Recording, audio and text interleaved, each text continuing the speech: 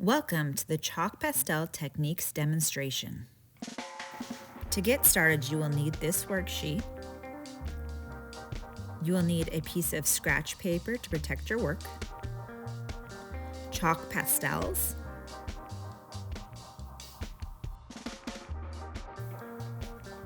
a soft paintbrush for dusting, cotton swabs or Q-tips for blending, and probably an eraser. All right, let's get started. We are going to start with mark making. Let's practice different ways to use chalk pastels. First, we're going to use the tip of the pastel to draw lines, create details, and experiment with different textures. Feel free to play around with different colors and different textures on top of each other.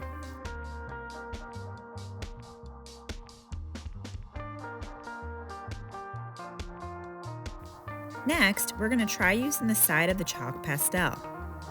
This covers larger areas more quickly and creates a much softer texture.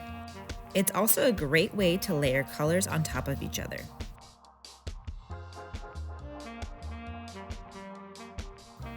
Now, let's practice mixing colors. Choose two primary colors. I'm using blue and red.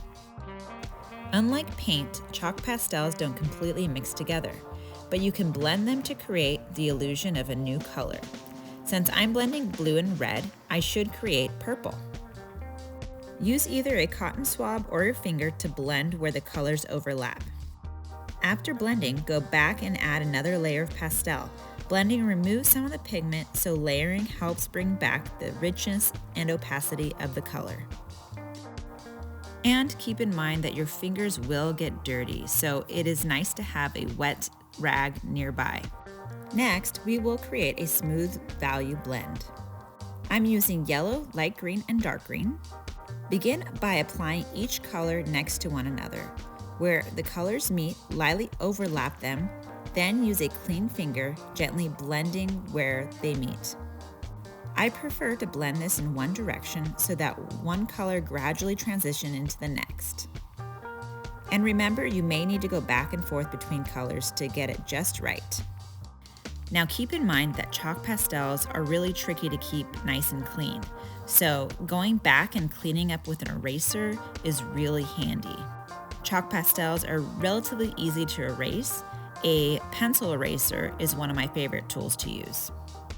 A pencil eraser is great for drawing back into the chalk pastel using a subtractive method. You can even add textures, like stippling. Now let's make some tints and shades. A tint is created by adding white to a color. A shade is created by adding black to a color. Start by laying down the original color. To create a tint, layer white on top and blend. The more white you add, the lighter the color becomes. Remember to blend with a clean finger each time or a cotton swab.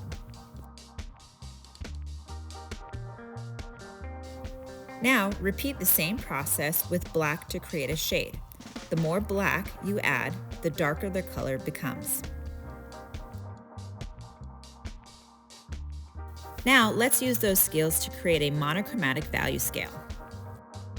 Begin by placing your original color in the middle of the value scale. On the left side, gradually blend white into the color to create lighter values. On the right side, gradually blend black into the color to create darker values. By the end, your value scale should transition smoothly from light to your original color and finally to the dark.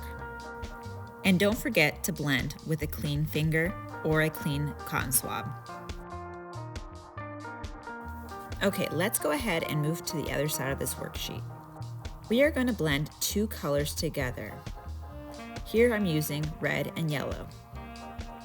As these colors overlap, they should create the color orange. Remember to layer additional pastel after blending if you want the colors to appear more vibrant. We are next going to move on to our first mark making technique. Stippling is simply creating a series of dots. When dots of different colors are used to build an image, this technique is known as pointillism. Here, I started with a base color and then I applied my dots on top. Next is scumbling. Scumbling is created by making loose, random marks with the tip of the chalk pastel. This technique works especially well for creating hair, fur, foliage, and other textured surfaces. Next is feathering. Feathering is similar to hatching, but the lines gradually blend from one color into another. This technique is great for creating grass, fur, feathers, and soft directional textures. Our next technique is dusting. Lightly apply a small amount of pastel to your paper, then use a soft paintbrush to gently spread the pastel dust across the surface. This creates a very soft layer of color, almost like applying blush, and works well for subtle backgrounds and smooth transitions. Our final technique is color intensity. Choose complementary colors, colors that are opposite of each other on the color wheel, and blend them together. We will practice with red and green, yellow and purple, and blue and orange. Notice how complementary colors become less vibrant as they mix together, creating more muted, neutral tones.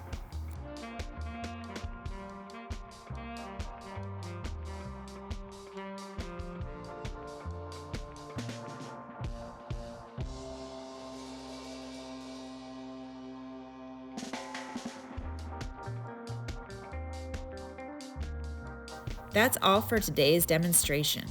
Thank you so much for watching. I hope these chalk pastel techniques help you build confidence and give you new ways to use this exciting medium. And be sure to check back for more art tutorials. Happy creating! See you next time.